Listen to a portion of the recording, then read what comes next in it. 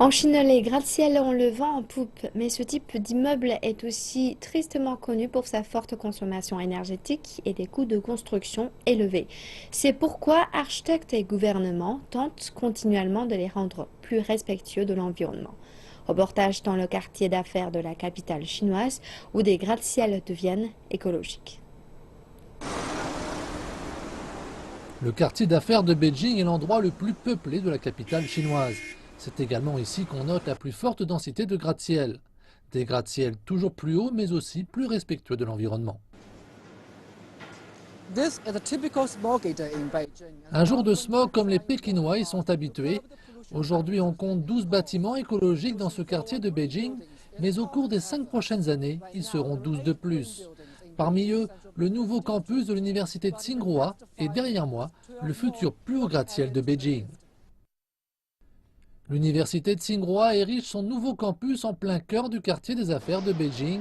Chen Mingyang, chef de projet du nouveau gratte-ciel de Tsinghua, nous guide dans la construction verte. Pour le mur rideau, nous utilisons du marbre et du verre dans le but d'améliorer la préservation thermique. À l'intérieur, nous avons installé un réservoir collecteur d'eau de pluie ainsi qu'un système de recyclage de l'eau pour réduire la consommation. C'est l'idée de la ville éponge. De plus, nous avons séparé le bâtiment en différents segments en fonction de leurs besoins en climatisation. À la question des coûts permettant la création d'un tel immeuble écologique, Chen Mingyang affirme que ce point n'a pas été un problème. En quelque sorte, la construction et le fonctionnement d'un immeuble vert sont meilleurs marchés. Par exemple, pour un bâtiment d'une hauteur de 230 mètres, on n'a besoin que de 10 000 tonnes d'acier. Et cela peut représenter une économie d'environ 20% des coûts énergétiques comparés au gratte-ciel traditionnel.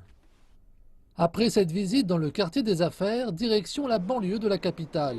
Ici se trouve la résidence Yuanbo. Ce lieu écologique a été construit sur la base de faibles émissions en dioxyde de carbone et sur un fonctionnement respectueux de l'environnement.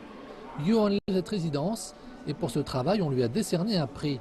D'après lui, un système complet est la condition pour pouvoir se dire vraiment vert.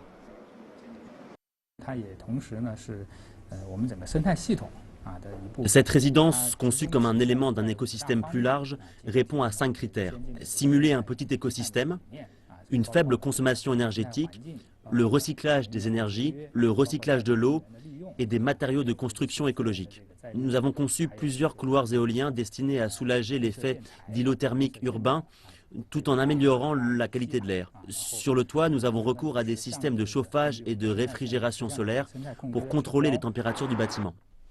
Cependant, l'apparition rapide de gratte-ciel écologiques à Beijing ne reflète pas la situation du pays dans son ensemble.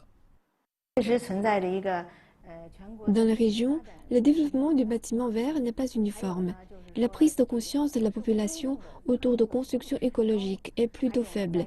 Le concept, les compétences et la technique dans la conception architecturale chinoise pour les bâtiments verts sont également à la traîne.